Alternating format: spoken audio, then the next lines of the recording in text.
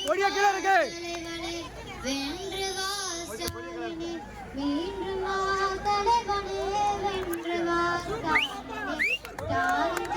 கண்ணாடி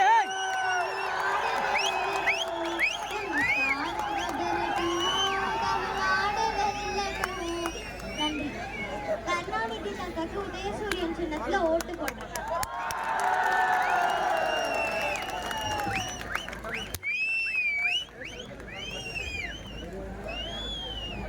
பாட்டு பாடின காளியஸ்ரீக்கு கை தட்டுங்க எல்லாம்.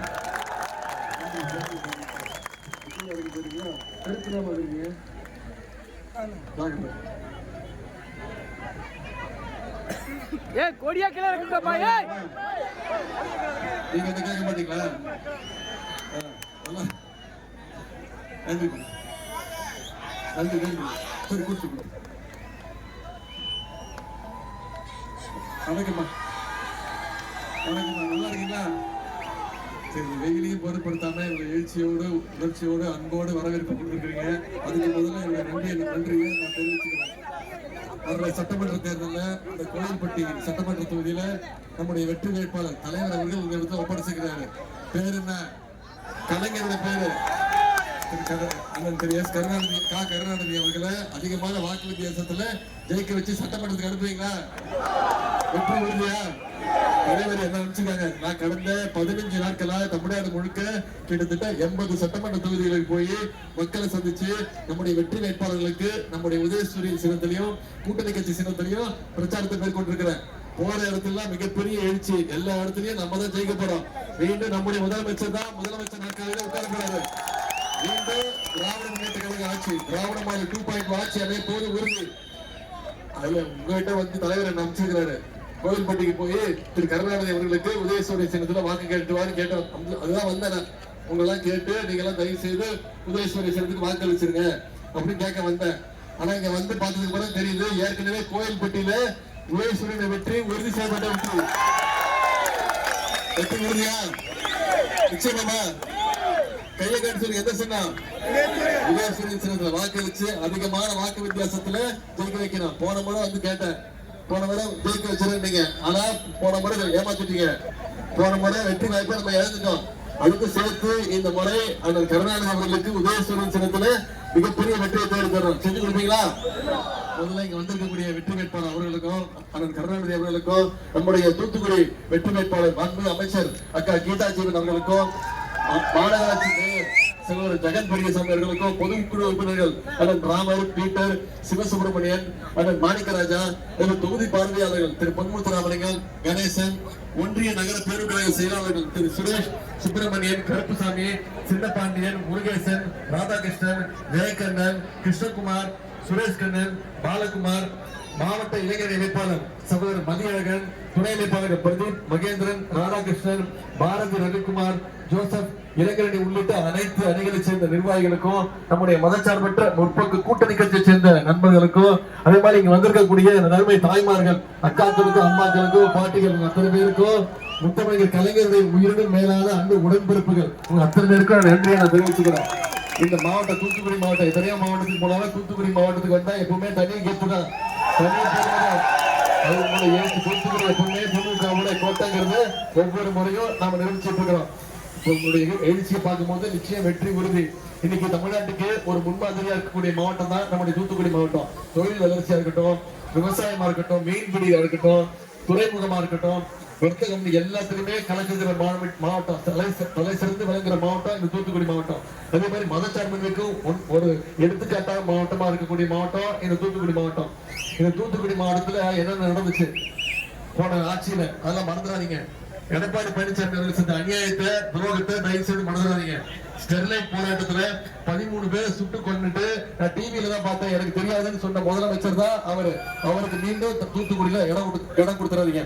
அது மட்டும் இல்ல, சமீபத்துல போன ஆட்சியில பழனிசாமியோட ஆட்சியில சாத்தாங்குளத்துல எவ்வளவு பெரிய கொடுமை நடந்ததுன்னு நீங்க மறந்துருக்க மாட்டீங்க. போலீஸ் ஸ்டேஷன்ல வச்சு அப்பாவையும் மகனையும் அடிச்சு கொண்டுட்டு அவங்க மூச்சு திணறல இறந்து போனாங்கன்னு போய் சொன்னாரு. இப்ப அவங்களுடைய மரணத்துக்கு நம்முடைய திராவிட மாடல் அரசு தான், நம்முடைய முதலமைச்சர் தான் இன்னைக்கு நீதி வாங்கி கொடுத்துருக்கக்கூடிய ஆட்சி நம்முடைய திராவிட மாடல் ஆட்சி. ஸ்டெர்லைட் படுகொலை, சாத்தான்குளம் படுகொலை, இது எல்லாத்துக்கும் இப்படி தூத்துக்குடி மாவட்டத்துக்கு தொடர்ந்து துரோகம் செஞ்சிருக்கக்கூடிய திரு எடப்பாடி பழனிசாமி அவர்களை இந்த முறையும் நீங்க தண்டிக்கணும். அதுக்கு சரியான தருணம் இந்த சட்டமன்ற தேர்தல். இந்த நம்முடைய வேட்பாளர் அவர் உங்ககிட்ட அறிமுகப்படுத்த தேவையில்லை, அத்தனை பேருக்கு தெரிஞ்ச வேட்பாளர் தான், உங்கள ஒருத்தர் தான். இந்த தொகுதியில இன்னும் என்ன சிறப்புனா கலைஞருடைய பேரிலே உங்களுக்கு ஒரு வேட்பாளர் கிடைச்சிருக்காங்க. கலைஞருக்கு எப்படி வாக்களிச்சு எப்படி பிரச்சாரம் பண்ணி வாக்களிச்சு வெற்றியை கொடுப்பீங்களோ அதே மாதிரி அண்ணன் கருணாநிதி அவர்களுக்கு கருணாநிதி வாக்கு கேட்டு உதயநிதி வந்திருக்கிறாங்க. இன்னொரு தெரியுமா உங்களுக்கு, நானும் ஒரு வேட்பாளர் தெரியுமா, நானும் போட்டி போடுறேன். சென்னையில கேப்பாக்க திருவள்ளிக்கேணி போட்டி போடுறேன். நான் அங்க இன்னும் பிரச்சாரத்துக்கு போல ஒரே ஒரு நாள் தான் போனேன். அங்க போகாம இங்க வந்திருக்கேன்னா எனக்கு என்னுடைய வெற்றியை விட அந்த கருணாநிதியுடைய வெற்றி மிக மிக முக்கியமான வெற்றி. போட்டோ தொடர்ந்து சொல்லிட்டேன், போட்டோ எல்லாம் இனிமே கிடையாது, அதை விட்டுருங்க, மறந்துருங்க.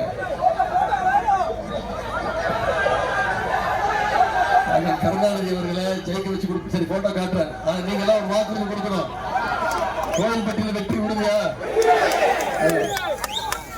சிறந்த மக்கள் பணியாளர் தான், ஒரு நல்ல நகரமன்ற தலைவரா சிறப்பா பணியாற்றிய காரணத்தால் தான் இன்னைக்கு தலைவர் அவர்கள் அவருக்கு இந்த வாய்ப்பை கொடுத்திருக்கிறார். இப்போதும் மக்களோடு மக்களா பயணிக்கக்கூடியவர். வெறும் தேர்தலுக்கு தேர்தல் மட்டும் மக்களை வந்து சந்திக்கிற இயக்கம் கிடையாது திராவிட முன்னேற்ற கழகம். என்னைக்குமே எந்த காலத்திலையும் வருஷம் முழுக்க மக்களோடு மக்களா இருக்கக்கூடிய இயக்கம். உங்களுக்கு மக்களுக்கு ஒருடா என்ன பிரச்சனை, அதை எப்படி சரி செய்யலாம், என்ன கோரிக்கைங்கிறது ஒன்னொருத்தையும் கேட்டு தெரிஞ்சு அதை சரி செய்யக்கூடிய மக்களோடு பயணிக்கக்கூடிய ஒரு வேட்பாளர் தான் அண்ணன் கருணாநிதி அவர்கள். அவரை நீங்க மிக பெருவாரியான வாக்கு வித்தியாசத்துல ஜெயிக்க வைக்கணும். செஞ்சிருவீங்களா? உதாரணத்துக்கு இந்த கோயில்பட்டியில எத்தனையோ சாதனைகளை செஞ்சிருக்கிறோம். அந்த சாதனையெல்லாம் சொல்லி உங்ககிட்ட உரிமையோடு வாக்கு கேட்க வந்திருக்கிறேன். பாண்டவர்மங்கலம் ஊராட்சியில இன்னைக்கு ஆரம்ப துணை சுகாதார நிலையம் ஆரம்பிச்சு கொடுத்தது நம்முடைய முதலமைச்சர் அவர்கள், நம்முடைய திராவிட மாடல் அரசு. லிங்கம்பட்டி ஊராட்சியில இன்னைக்கு மாற்றுத்திறனாளிகள் பயன்பெறுகின்ற வகையில 58 லட்சம் ரூபாய் ஒதுக்கீடு செய்யப்பட்டு புதிதாக குறுந்தொழில்கள் குழும கட்டிடம், கேளிப்பட்டு மற்றும் கொடுக்கம்பாறையில 2 சமுதாய நலக்கூடங்கள், மாற்றுத்திறனாளிகள் உள்ளிட்ட 3000 பேருக்கு வீட்டுமனை பட்டாக்கள் கொடுத்திருக்கிறோம். இழுப்பையூரணி ஊராட்சியில 32 லட்சம் ரூபாய் மதிப்பீட்டுல ஒரு தொட்டி ஓவர் டேங்க் கட்டி கொடுத்திருக்கிறோம். கடம்பூர்ல சமுதாய நலக்கூடம் 1 கோடி ரூபாய் மதிப்பீட்டுல காமநாயக்கன்பட்டி வீரமாமுனிவருக்கு ஒரு புதிய மணிமண்டபம் அமைச்சு கொடுத்திருக்கிறோம். கோயில்பட்டியை தலைமையிடமாக கொண்டு புதிய நெடுஞ்சாலைத்துறை ஜோனல் ஆபீஸ் கட்டி கொடுத்திருக்கிறோம். எழுத்தாளர் ராஜநாராயணன் கீரா அவர்களுக்கு 1 கோடி ரூபாய் செலவில் மணிமண்டபம். காமநாயக்கன்பட்டியில ஒரு புதிய போலீஸ் ஸ்டேஷன்.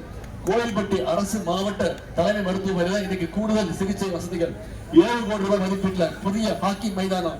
1 கோடி ரூபாய் மதிப்பீட்டுல புதிய ஸ்போர்ட்ஸ் ஹாஸ்டல். பூவநாத சுவாமி திருக்கோயில் இன்னைக்கு புதிய திருமண மண்டபம் கட்டப்பட்டு அந்த பணிகள் எல்லாம் நடக்குது. கழுகுமலையில புதிய வேளாண் சேமிப்பு கிடங்கு. 2 கோடி ரூபாய் மதிப்பீட்டுல மாணவர் விடுதி கட்டிடம் ஹாஸ்டல். பன்னீர்குளத்துல 40 லட்சம் ரூபாய் மதிப்பீட்டுல ஒரு பன்நோக்கு மையம். அப்புறம் கொடுக்காம்பாறை பகுதியில இன்னைக்கு ஒரு சமுதாய நலக்கூடம் கட்டப்பட்டிருக்கு. இது எல்லாத்தையும் செஞ்சு கொடுத்தது யாரு? நம்முடைய திராவிட மாடல் அரசு, நம்முடைய முதலமைச்சர் அவர்கள். பாஜகவும் அதிமுகவும் முயற்சி பண்ணாங்க. தேர்தலை காரணம் காட்டி 3 மாசம் நிப்பாட்டுறதுக்கு நீதிமன்றத்துக்கு போனாங்க. ஆனா நம்முடைய தலைவர் என்ன பண்ணாரு? 1000 ரூபாய் கொடுக்கறது நிப்பாட்ட முயற்சி பண்றீங்களா, நான் 5000 ரூபாய் கொடுப்பேன், நிப்பாட்டு பார்க்கலாம் சொல்லி கொடுத்தாரா இல்லையா? பிப்ரவரி மாசம், மார்ச் மாசம், ஏப்ரல் மாசம் 3 மாசத்துக்கு சேர்த்து 3000.